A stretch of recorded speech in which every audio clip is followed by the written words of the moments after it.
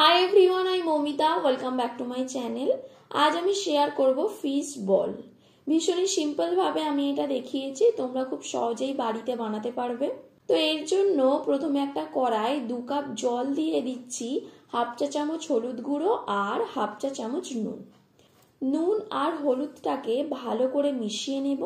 মেশানো হয়ে গেলে দিচ্ছি মাছ। আমি এখানে কাতলা মাছের 3 পিস পেটি নিয়েছি। তোমরা তোমাদের পছন্দ মতো যে কোনো মাছ নিতে পারো।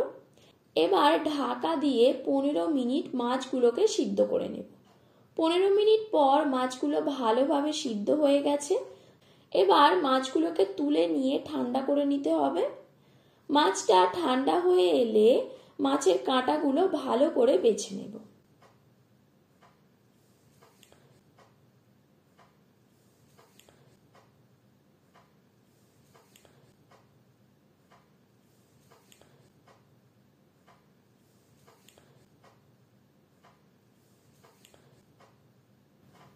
এরপর একটা ফ্রাই প্যানে কিছুটা সরষের তেল গরম করে নিয়ে দিচ্ছি কুচানো রসুন।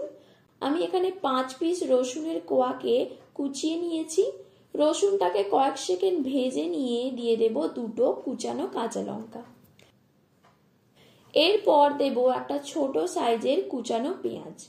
পেঁয়াজটাকে একটু ব্রাউন করে ভেজে নিয়ে দেব সিদ্ধ করে রাখা মাছটা।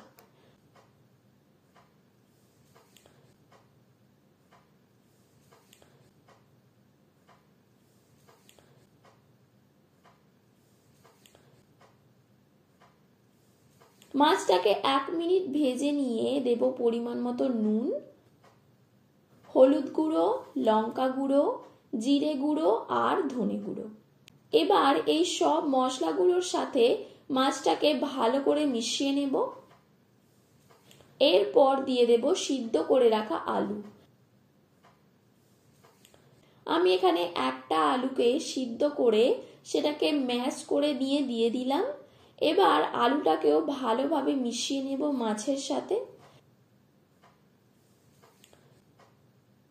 এরপর সব শেষে সামান্য ধনেপাতা ছড়িয়ে ভালো করে মিশিয়ে নেব।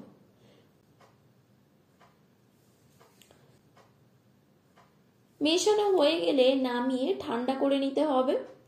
এরপর একটা বাটিতে দিয়ে দেব 3 চামচ কর্নফ্লাওয়ার, এর সাথেই দেব 3 চামচ জল।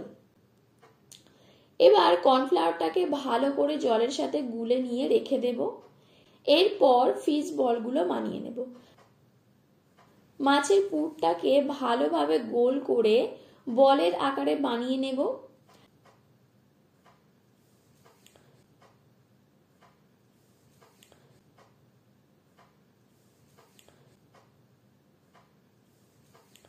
দেখো এখানে সবগুলো হয়ে গেছে।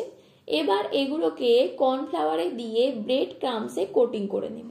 ব্রেড ক্রাম্বস ঘরে কিভাবে বানাবে তার ভিডিও আমার চ্যানেলে আছে, আমি ডেসক্রিপশন বক্সে লিংক দিয়ে দিয়েছি, তোমরা চাইলে চেক করে নিতে পারো।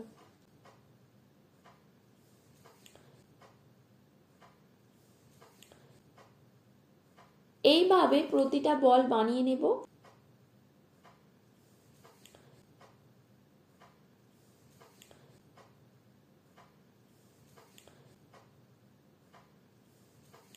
এরপর একটা কড়াই সাদা তেল গরম করে এক এক করে ফিশ বলগুলো দিয়ে ভেজে নেব। ভাজার সময় গ্যাসের ফ্লেমটাকে মিডিয়ামে রাখতে হবে।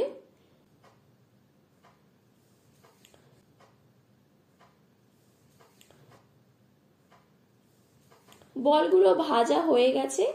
এবার এগুলোকে ভালো করে তেল ছাড়িয়ে তুলে নেব। এইভাবে বাকি বলগুলোকেও ভালো করে ভেজে তুলে নেব।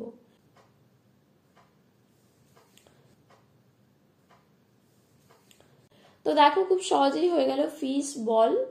তো রেসিপিটা ভালো লেগে থাকলে ভিডিওটিকে লাইক ও শেয়ার করে দিও, আর তোমরা কমেন্ট করে জানিও আর কি কি রেসিপি চাও, আর চ্যানেলটিকেও সাবস্ক্রাইব করে দিও।